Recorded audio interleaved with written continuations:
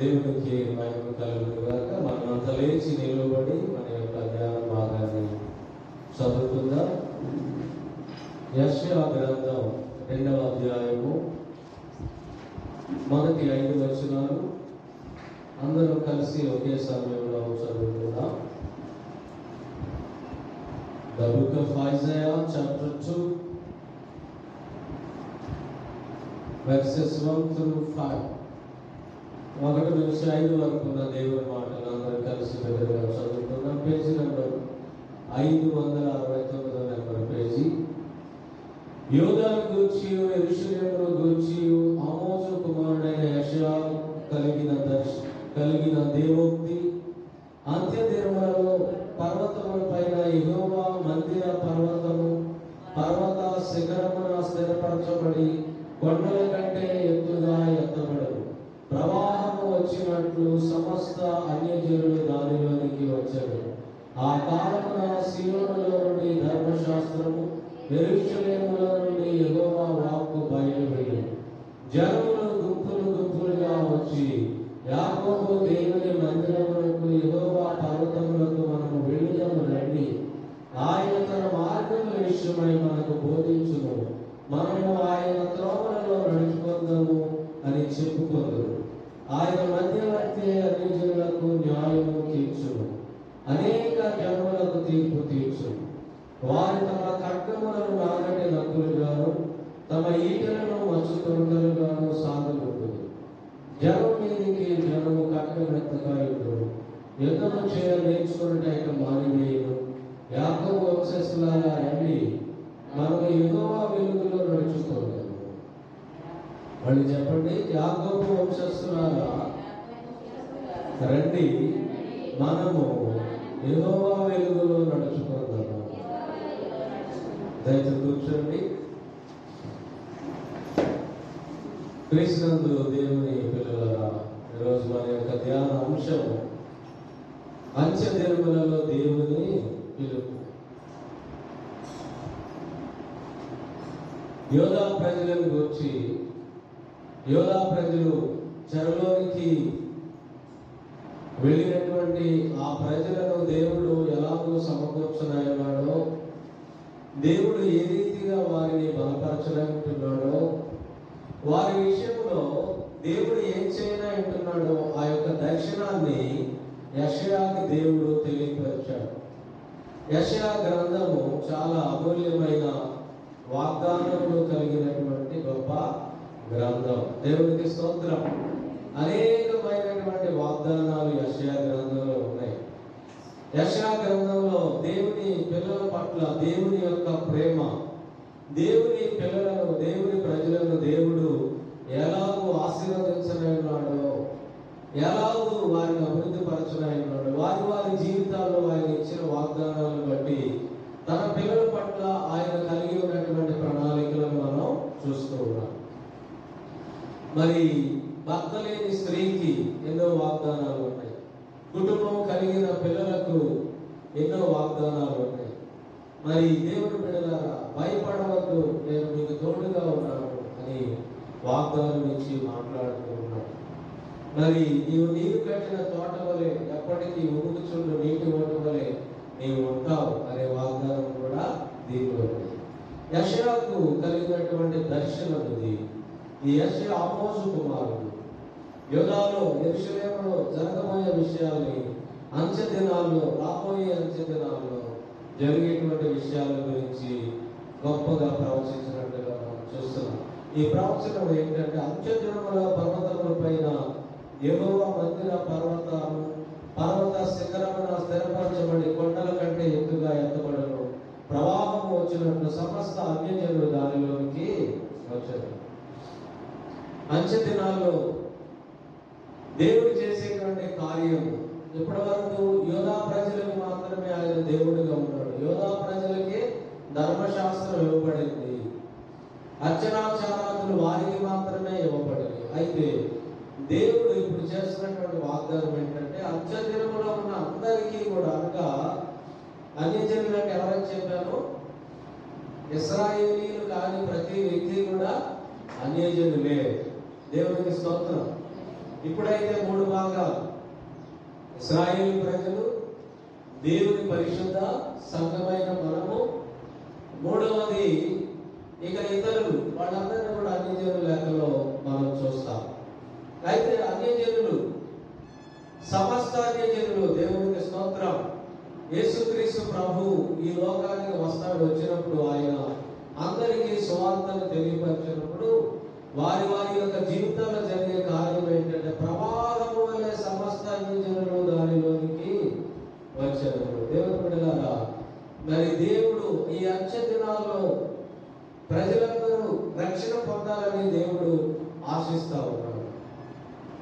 దేవుని యొక్క రక్షణ సమీపంగా ఉంది. ఈ అంచె దినాల్లో మనుషుల యొక్క స్థితి ఎలా ఉంటుందో దేవుని వాక్యం తెలియజేస్తుంది. తిమోతికి రాసిన 2వ పత్రిక 3వ అధ్యాయము.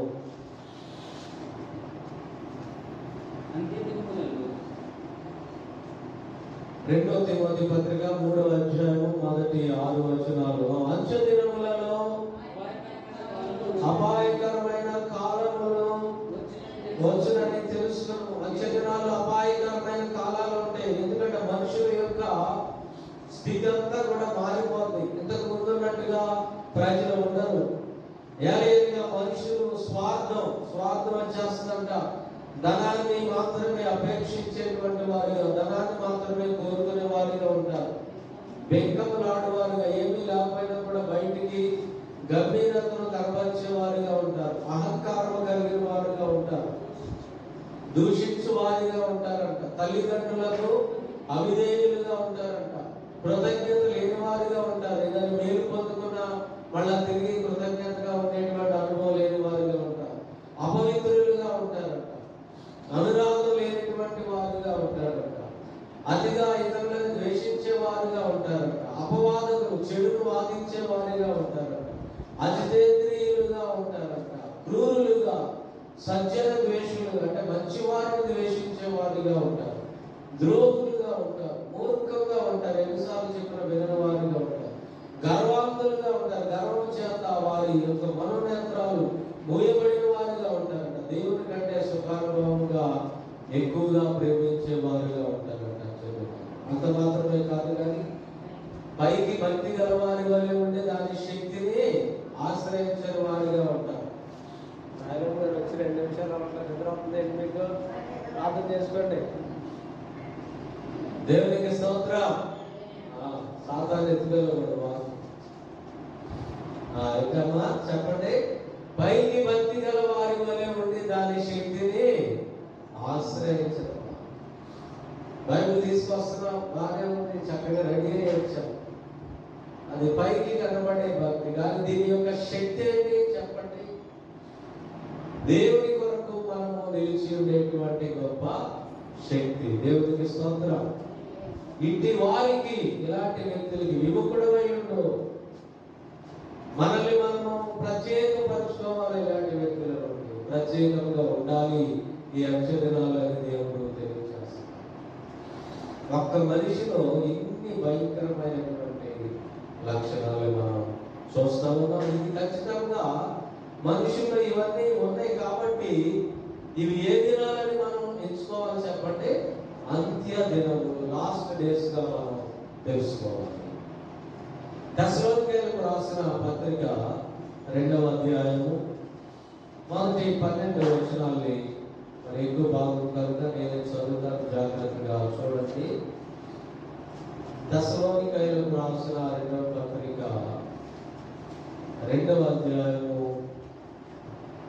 మొదటి 12 వచనాలు. చివరి దినాల్లో ఏం జరుగుతుందో పౌలు భక్తుడికి దేవుడు పరీక్షించాడు. నా కుమారుడా, క్రీస్తు యేసునందు నా కృప చేత బలవంతుడవు కమ్ము. నీవు అనేక సాక్షుల ఎదుట నా వలన వినిన సంగతులను ఇతరులకు బోధించుటకు, నా వలన వినిన సంగతులను ఇతరులకు బోధించుటకు సామర్థ్యము గల నమ్మకమైన మనుషులకు అప్పగింపు. క్రీస్తు యేసు యొక్క మంచి సైనికుల వలె నాతో కూడా శ్రమను అనుభవింపు. సైనికుడు ఎవరో యుద్ధమునకు పోయినప్పుడు తన దండులో చేర్చుకున్న వారిని సంతోషపెట్టవాలని ఈ జీవన వ్యాపారంలో తెస్సలోనికీయులకు రాసిన కాంటెక్స్ట్ తప్పుగా ఉందండి, క్షమించాలి. ఆయన అద్భుతాలు చేసినప్పుడు 5,000 మంది వచ్చారు, 4,000 మంది ఒకసారి వచ్చారు, కొన్ని వేల మంది ఆయన చుట్టూ తిరిగారు. కానీ ఆయన శిలువ మరణం పొందిన తర్వాత ఆయన కొరకు సాక్షులుగా ఉంది ఎంతమంది అంటే 11 మంది మిగిలారు. ఈ 11 మంది 12 మందిని ఆయన ఏర్పరచుకున్నారు కాబట్టి ఇంకొకరు అపోస్తలులుగా చీటీల ద్వారా వారు ఏర్పరచుకొని 12 మంది యేసుక్రీస్తు ప్రభు వెళ్ళిన తర్వాత ఆయన ఈ భూమి మీద చేసినటువంటి సువార్తను వారు కూడా ప్రకటించారు. ప్రకటించిన తర్వాత జరిగిన విషయం ఏంటంటే అనేక మంది ప్రజలు మరి అపోస్తలుడైన పేతురు మొట్టమొదటిసారిగా ప్రసంగించినప్పుడు 3,000 మంది సంఘంలో చేర్చబడ్డారు. దేవునికి స్తోత్రం. అట్లా భూదిగంతముల వరకు ఈ సేవ విస్తరించింది. ఇప్పుడు ప్రపంచ దేశాల్లో సగం కంటే పైగా ఉన్నటువంటి మరి క్రైస్తవ్యాన్ని మనం చూస్తూ ఉన్నాం. ఇప్పుడు ఈ ప్రజలు దేవుని పిల్లలయ్యారు, అంటే ప్రవాహం వల్ల వచ్చేసారు సంఘంలో. అయితే అంచె దినాల్లో జరిగే విషయాన్ని దేవుడు ఏం తెలియజేస్తున్నాడు అంటే మనమందరం కూడా ఇప్పుడు గుర్తించాల్సిన విషయాలు ఏంటంటే రాముడు వచ్చేస్తుంది. అదిగో ఇక్కడ సూర్యుడు అలా డల్ అయిపోతున్నాడంట, చంద్రుడు ఎరిపెక్కిపోయాడు, ఇదిగో రకరకాలుగా జరిగిపోతుంది అని చెప్పినప్పుడు చంచల మనస్కులు మీరు కావద్దు. మొట్టమొదటి జరగాల్సింది ఏంటంటే 3వ వచనం, మొదట భ్రష్టత్వము సంభవించి నాశన పాత్రుడకు పాప పురుషుడు బయలుపడితేనే గాని ఆ దినము రాదు. ఏది దేవుడు అనబడనో, ఏది పూజింపబడనో దానిని అంతటిని ఎదిరించుచు దానికి అంతటికి పైగా వాడుతున్న తానే హెచ్చించుకోవచ్చు, తాను దేవుడినని తను కనపరుచుకోవచ్చు, దేవుడి ఆలయంలో కూర్చుంటున్న కనుక ఏ విధముగా లేదో ఎవరిని మిమ్మల్ని మోసపరచలేదు. ఇప్పుడు అటాక్ దేని మీదకి వస్తుందంట ఈ యొక్క లాస్ట్ డేస్ లో, ఏది దేవుడు అనబడదో దాని మీద ఇప్పుడు ఎక్కువగా దేవుని యొక్క స్వార్థ మీదకి ఎక్కువ ఆటంకాలు వస్తాయి. అవునా కాదు?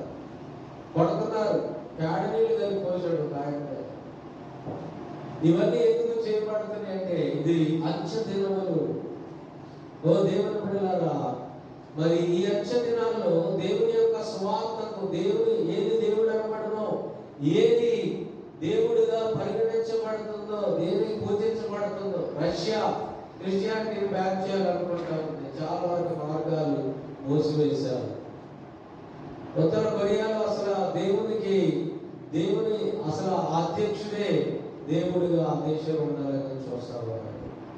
ప్రపంచ దేశాల్లో అనేక దేశాల్లో క్రైస్తవం పట్ల దేవుని బిడ్డలారా చాలా వ్యతిరేకత వచ్చింది. అయితే ఏ దేశాలు అయితే ఇంతకు ముందు సువార్తను వ్యాప్తి చేశాయో, యునైటెడ్ కింగ్డమ్, యూరోప్ దేశాల నుంచి ఎంతోమంది సేవకులు ప్రపంచమంతా బయలు వెళ్ళారు. విలియం టెండెల్ తర్వాత మరి అమెరికా దేశం నుండి వాళ్ళు దేశస్తులు ప్రపంచానికి సువార్త అందించారు 18-19 శతాబ్దాలు. మళ్ళీ వాళ్ళు వెనక్కి వెళ్ళిపోయారు, దేవుడికి దూరం అయిపోయారు. వాళ్ళ దేశాల్లో అన్ని జనులు చేరిపోయి వాళ్ళు ఎక్కువైపోయారు. అయితే మళ్ళీ ఇప్పుడు వాళ్ళు ఏం చేయబడుతున్నారంటే మొదటి వారు కడపటి వారు అవుతారు. అంటే మొదటి వాళ్ళు నమ్ముకున్నారు, వెనక్కి వెళ్ళిపోయారు. కడపటి అయిన వాళ్ళు మళ్ళీ మొదటి వారు అవుతారు. ఇప్పుడు మళ్ళీ యూరోప్ అలాగే అమెరికా దేశంలో ముందు ఎవరైతే దేవుని అంగీకరించారో, ప్రపంచానికి సువార్త ప్రకటింపజేశారో వారందరూ మళ్ళీ దేవుని వైపు వచ్చేస్తారు. అంటే మనం ఏం అర్థం చేసుకోవాలి? రాకడ సమీపముగా ఉన్నది. ఆయన కొరకు మనము సిద్ధపడాలి, రక్షణ పొందాలి.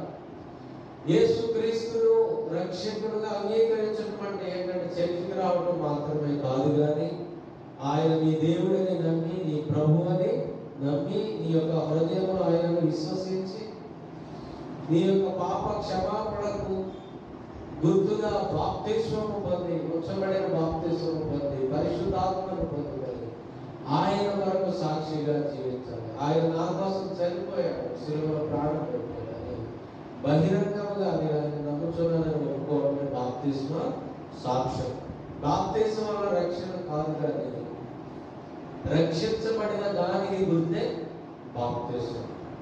ఇంత అర్థమైందా? బాప్తిస్మం అంటే ఏంటి? రక్షించబడిన దానికి గుర్తు బాప్తిస్మం. బాప్తిస్మం రక్షణ కాదు. మనం రక్షించబడ్డాం. రక్షించబడ్డారు.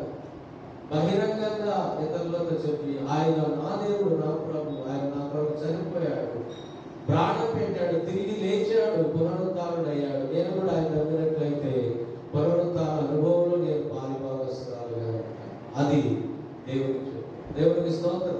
అవి మన జీవితాల్లో జరిగిపోయి ఇంకా జరుగుతున్నాయి, కొంతమంది జీవితాల్లో జరిగించబడతారు. అయితే ఇప్పుడు మనం చేయాల్సింది ఏంటంటే, దేవుని అడ్డగించేటువంటి కార్యాలు జరుగుతుంది కాబట్టి ఇది రాకడ కనుక మనం ఏం చేయాలంటే మనల్ని మనము సిద్ధపరచుకోవాలి. ఆయన వచ్చే టైంకి, ఆయన రాకడ ధ్వని ప్రారంభం కాగానే అంచె దినాల్లో దేవుని యొక్క పిలుపేంటి, ఆయన రాకడ కొరకు మనము సిద్ధపడాలి. అవన్నీ కూడా జరుగుతూ ఉంటాయి. ఇంకా దేవుడు ఇచ్చిన వాగ్దానం ఏంటంటే, అంచె దినాల్లో ఎక్కువగా యవనస్తులు రక్షణలోకి వచ్చి ఎక్కువగా యవనస్తులు వాడబడతారు. దేవునికి స్తోత్రం. దేవుని పిల్లలారా, నేను 25 సంవత్సరాల లోపే మరి దేవుని నమ్ముకున్నట్టుగా నాకు గుర్తు. 2002 ఆ సంవత్సరంలో నేను మాల్వర్స్ మరి అప్పటికి చాలా చిన్న వయసులో నేను యవనుడిగా ఉండగానే ప్రభు నమ్మి అనేక మంది యవనస్తులను దేవుని కొరకు సంపాదించి మరి సండే స్కూల్ పరిచర్యలను నిర్వహించి మరి సంఘ ఆరాధన జరిగిస్తుండగా ప్రభు నన్ను ఈ ప్రత్యేకంగా సంఘ పరిచర్య కొరకు ఆయన నన్ను పిలిచినప్పుడు ఈ యొక్క సంఘ పరిచర్య చేయడానికి నేను రావడం. దేవునికి స్తోత్రం. పిలిచిన వాడు నమ్మదగిన దేవుడు. దేవునికి స్తోత్రం. అయితే అంచె దినాల్లో యవనస్తుల మీదకి ఆయన ఆత్మను కుమ్మరిస్తానని దేవుడు వాగ్దానం చేశాడు. యోవేలు గ్రంథం అది 2000 సంవత్సరాల క్రితం అపోస్తలుడైన పేతురు ప్రకటించినప్పుడే మరి అది నెరవేర్చబడింది. యోవేలు గ్రంథం, హోషేయ గ్రంథం తర్వాత ఉంటుంది. దానియేలు, హోషేయ, యోవేలు 2వ అధ్యాయము 28 నుంచి 32 వరకు చదువుతారు చూడండి. తరువాత నేను సర్వజనుల మీద నా ఆత్మను కుమ్మరింతును. సర్వజనులు అంటే యూదులు, ఇశ్రాయేలీయులు, సమస్త ప్రజలు. ఇప్పుడు పాస్టర్స్ లో బ్రాహ్మణ్స్ ఉన్నారు, చౌదరీస్ ఉన్నారు, రెడ్డిస్ ఉన్నారు, కాపులు ఉన్నారు, ఎస్ఐలో ఉన్నటువంటి ప్రజలు ఉన్నారు. అందరూ కూడా సేవ చేస్తున్నారు. ఇక సర్వజనులు లేదు. యూదుల్లో కూడా పాస్టర్స్ ఉన్నారు. యూదుల్లో దేవుని నమ్మిన వాళ్ళు ఉన్నారు. ఇశ్రాయేల్ ప్రజల్లో దేవుని నమ్మిన వాళ్ళు ఉన్నారు.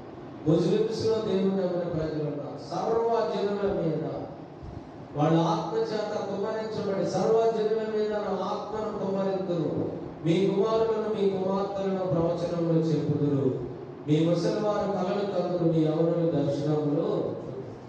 అందుకే చాలా మంది యవన బిడ్డలు బాక్సులు వేసుకొని బీచ్ల దగ్గర అందరూ భయంకరంగా తిరుగుతూ ఉంటే ఆ ప్రాంతాల్లో చేరి యవనస్తులు అందరూ కూడా దేవుని యొక్క సత్య సువార్తను ప్రకటిస్తూ ఉంటున్నారు. దేవునికి స్తోత్రం. యవనస్తులు బలంగా వాడబడుతున్నారు, ప్రవచనాలు చెప్తా ఉన్నారు.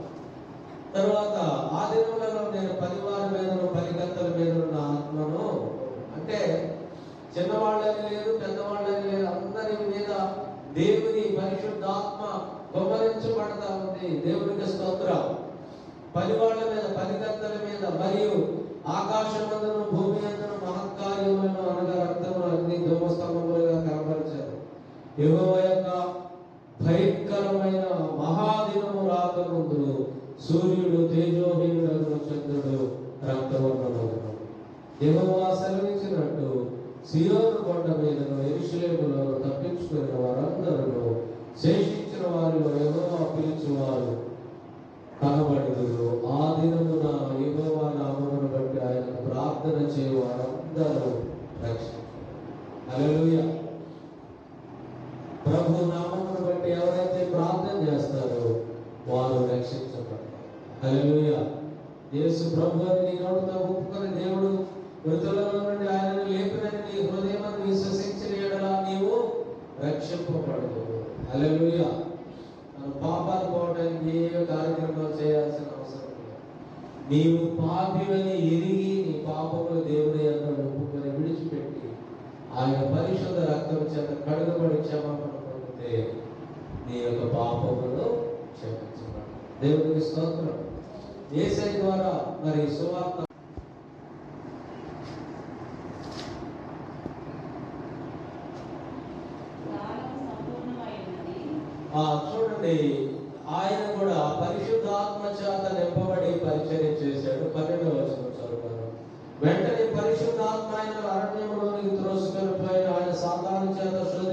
నడుచు అరణ్యములో 40 దినములు అడవి మృగములతో కూడా ఉండేను. మరియు దేవదూతలు ఆయనకు పరిచర్య చేస్తుంది. యోహాను చెరపట్టబడిన తర్వాత యేసు కాలం సంపూర్ణమైనది, దేవుని రాజ్యము సమీపించి ఉన్నది, మారు మనసు పొంది సువార్తను నమ్ముడని చెప్పుచు దేవుని సువార్త ప్రకటించుచు గలిలయకు వచ్చాడు. హల్లెలూయా. ఏమని చెప్పాడు యేసు ప్రభు? మారు మనసు పొందమని చెప్పాడు. ఇదిగో నేను వచ్చేస్తాను, మళ్ళీ తీసుకెళ్ళిపోతా, నీకోసం ప్రాణం పెట్టడానికి వచ్చా అని చెప్పి మారు మనసు పొందాలి, కన్వర్ట్ అవ్వాలి. లేదు, పాపం నుండి విడిపించబడి కన్వర్ట్ అవ్వాలి, విడిపించబడాలి. పాపం మన జీవితంలో జరిగిపోయింది, దాన్ని ఇప్పుడు మనం ఏం చేయాలి? కొనసాగించాలి. మారు మనసుకు తగిన ఫలాలను మనం ఫలించాలి. రక్షించబడిన వారైతే మారు మనసు పొందాలి. మారు మనసు పొందకుండా దేవుని కొరకు మనము జీవించలేము. దేవునికి స్తోత్రం. రెండవది, దేవుని బిడ్డలారా, మారు మనసు పొంది సువార్తను, ఎందుకంటే ఇక దేవుడు రానే ఉన్నాడు, అన్ని నెరవేర్పులోకి వచ్చేస్తాడు. అలాగే అపోస్తలులు కూడా అపోస్తలుల కార్యాల గ్రంథంలో 2వ అధ్యాయంలో వారు తెలియపరిచారు విషయాన్ని.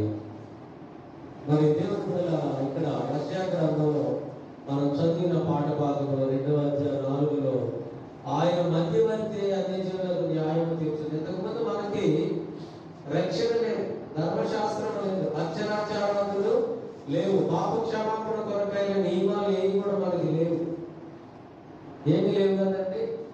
కానీ మన కోసం ఆయన ఏంటి న్యాయం చేశాడంటే, ఇశ్రాయేలీయులకు ధర్మశాస్త్రం ద్వారా, బలుల ద్వారా ఎలాగో పాప క్షమాపణ కలుగుతుందో, ఇశ్రాయేలీయులకి మనకి కూడా ఒకే ఒక బలిగా యేసుక్రీస్తు అర్పించబడటం ద్వారా పాప క్షమాపణ కలుగు చేశాడు. ఆయన మనకు మధ్యవర్తిగా ఉండి ఆయన మనకి రక్షణను ఇచ్చాడు. ఈ మాట చదువుకొని మనం ప్రార్థన చేసుకుందాం. యెషయా గ్రంథంలోనే 59వ అధ్యాయము 16వ వచనాన్ని ఒకసారి మనం చదువుకుందాం.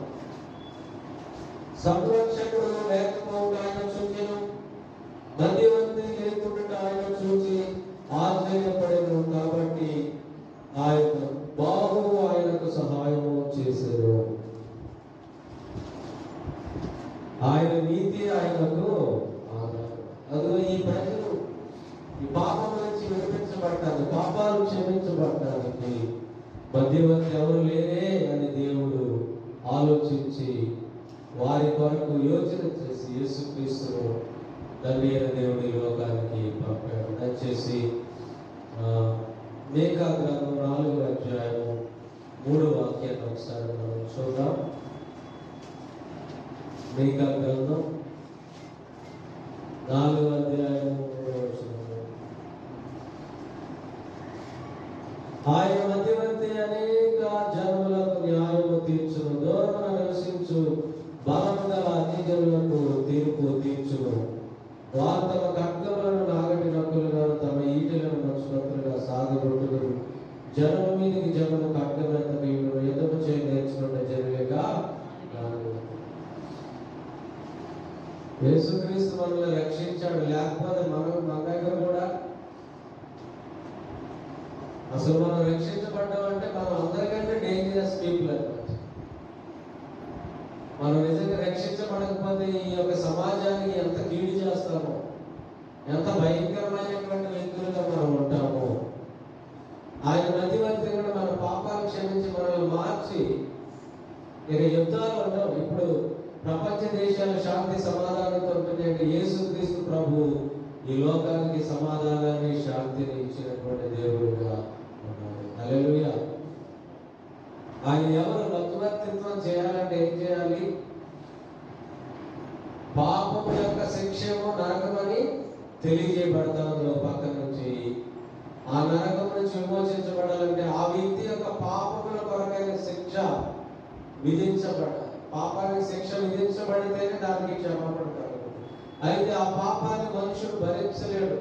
అయితే నరకానికి వెళ్ళిపోవాలి, లేకపోతే దాన్ని తప్పించేవాడు ఎవరు కూడా లేరు. అయితే యేసుక్రీస్తు మధ్యవర్తిగా ఈ లోకానికి వచ్చి నీకు బదులుగా ఆయన శిలువలో ప్రాణం పెట్టి నీ పాపములకు క్రయధనముగా వెల చెల్లించి ఆయన నీ స్థానంలో ఉండి నిన్ను రక్షించడానికి, నిన్ను మోక్షరాజ్యం చేర్చడానికి నీ పాపములన్నింటినీ ఆయనపై వేసుకుని ఆయన శిలువ మరణాన్ని పొంది నీకు విడుదలను ఇచ్చాడు. తిమోతికి రాసిన మొదటి పత్రిక 2వ అధ్యాయము 5వ వచనం. తిమోతికి రాసిన మొదటి పత్రిక 2:5. దేవుడు ఒక్కడే, దేవునికి నలుగురు మధ్యవర్తి ఒక్కడే, ఆయన క్రీస్తు యేసును హల్లెలూయా. ఒకే మధ్యవర్తి. మధ్యవర్తి కావాలి. తండ్రి అయిన దేవుడి నుంచి ఒకరి నుంచి విడిపించబడాలంటే యేసయ్య నీకు ఖచ్చితంగా ఆయన మధ్యవర్తిగా నీకు ఉంటే నీకు రక్షణ కలుగుతుంది. కృష్ణుడు ప్రియులారా, అందుకే దేవుడు అంటున్నాడు, యాకోబు వంశస్థులారా రండి, మనం ఆయన వెలుగులో నడుచుకుంటాం. ఆయన వెలుగులో నడుచుకుంటే మన జీవితంలో కలిగే విషయం ఏంటంటే, యోహాను రాసిన మొదటి పత్రిక 1వ అధ్యాయం 7వ వచనము. అయితే ఆయన వెలుగులో ఉన్న ప్రకారము మనము వెలుగులో నడిచిన యెడల మనము అన్యోన్య సహవాసము గలవారమై ఉందుము. అప్పుడు ఆయన కుమారుడైన యేసు రక్తము ప్రతి పాపము నుండి మనలను పవిత్రులనుగా చేయును. దేవునికి స్తోత్రం. నీవు దేవుని వెలుగులోకి వచ్చినట్లయితే, నీవు ఆయన వెలుగులో నడుచుకున్నట్లయితే, నీ రహస్యాలన్నింటిని విడిచి ఆయన కొరకు సాక్షిగా జీవించినట్లయితే దేవునికి నీకు అన్యోన్య సహవాసము ఉంటుంది. అప్పుడు ఆయన యొక్క రక్తము నీ ప్రతి పాపం నుండి నీకు విడుదలను ఇస్తాడు.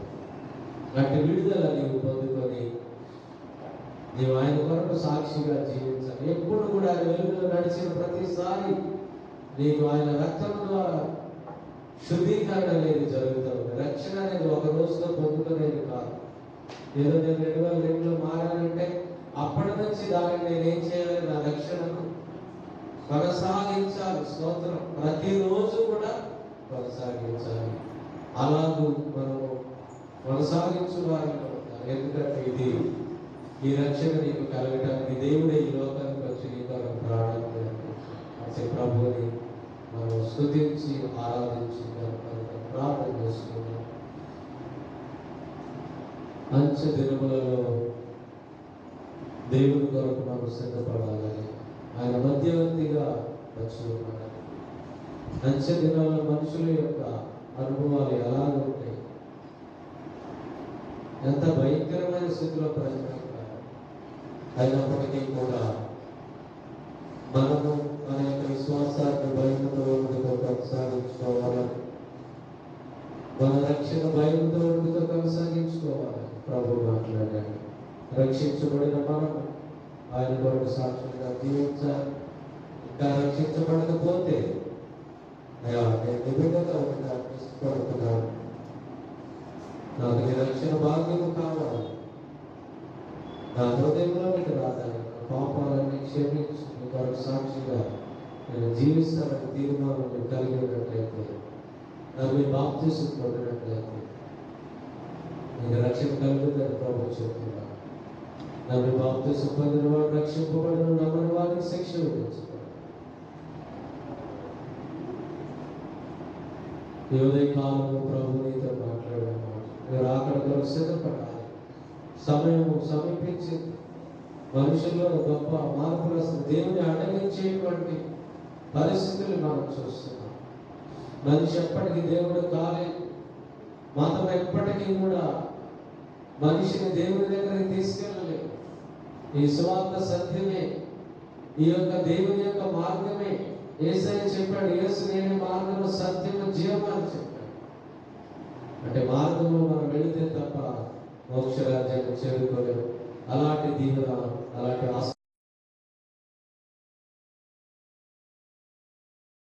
నాతో మాట్లాడిన వాక్కులకై చేరవచ్చిన ప్రజలను దీవించి ఆశీర్వదించండి. మీ కృపలో బలపడుచున్నాయి. అంచె దినములలో మనుషులందరి మీద మీ ఆత్మను కుమ్మరిస్తారని వాగ్దానం ఇచ్చారు. ఈనాడు అనేక మంది యవనస్తులు మిమ్మల్ని ఆరాధిస్తున్నారు ప్రభువా. మీ వాక్యాన్ని ప్రకటిస్తున్నారు ప్రభువా. మీ కొరకు సాక్షులుగా జీవిస్తున్నారు, మీ సేవ చేస్తున్నారు, మీ కొరకు బలమైన సాధనాలుగా వాడబడుతున్నారు. ఈ సంఘంలో ఎవరి బిడ్డలపై కూడా మీ ఆత్మను గమనించండి. ఎవరి ప్రాయంలోనే మిమ్మల్ని ఎదుగుతూ బలపరచండి అయా. ఈ వర్తమానం ఉండిన ప్రతి ఒక్కరిని మీరు బలపరచండి, దీవించి ఆశీర్వదించు ప్రభువా. మీకు స్తోత్రం. మీ బలమైన కార్యములు జరిగించండి, ఉన్నతమైన కార్యములు జరిగించండి, మీరు జరిగించండి ప్రభువా. మీకు స్తోత్రాలు. బిడ్డలకు మీ ఆత్మతో నింపండి ప్రభువా. మమ్మల్ని రక్షించాలి. ఈ లోకానికి ఏం తెచ్చి అయా నా పాపములకు ప్రాయశ్చిత్తార్థం మధ్యవర్తిగా నీవు ఉండి నేను పొందవలసిన శిక్ష నీవు పొంది నాయన నాకు విడుదల ఇచ్చావు, మాకు విడుదల ఇచ్చావు. ఆరాధిస్తున్నారు. నీ వెలుగులో మేము నడిచినప్పుడు మేము అనేక సహవాసం గలవారు అంటే మాకు తెలియపరచాలి. మీ యొక్క రక్తంతో మమ్మల్ని కడిగి శుద్ధీకరించి మేము మీ వెలుగులో నడుచుకునే భాగ్యం దయచేస్తున్నాము. యేసునామములో వేడుకొంచున్నాము తండ్రి. ఆమేన్. అందరికీ వందనాలు. God bless you all.